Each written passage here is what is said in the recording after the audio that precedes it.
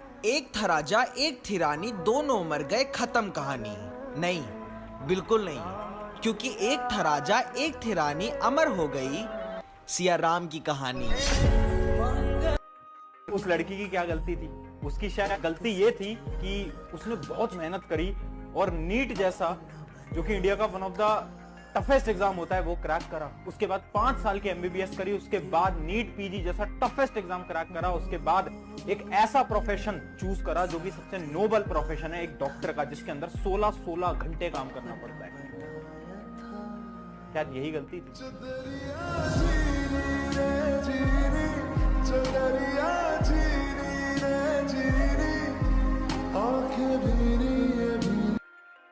मैंने मोटरसाइकिल से अपने घर जाते समय एक ब्लैक लेबल की बोतल खरीदी, मोटरसाइकिल स्टार्ट की और घर की ओर चल पड़ा।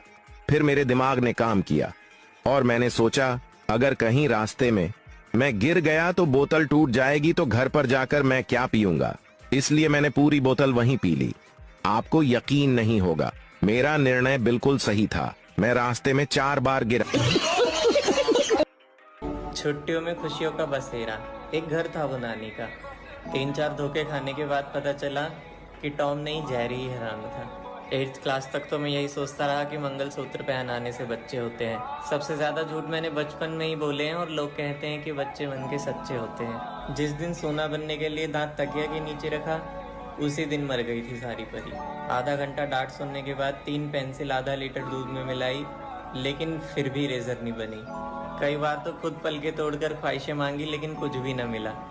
3 बार मकड़ियों ने काटा है, लेकिन आज तक मैं स्पाइडरमैन नहीं बना। घर घर के खेल में कुछ और ही होता था। सोता मैं सोफे पे था और सुबह कहीं और ही होता था। स्कूल की वो प्रेयर जो मुझे आज तक नहीं आई, वो मैं दोबारा गाना चाहता हूँ। सच कहूँ तो मैं अपने बचपन में वापस जाना चाहता हूँ।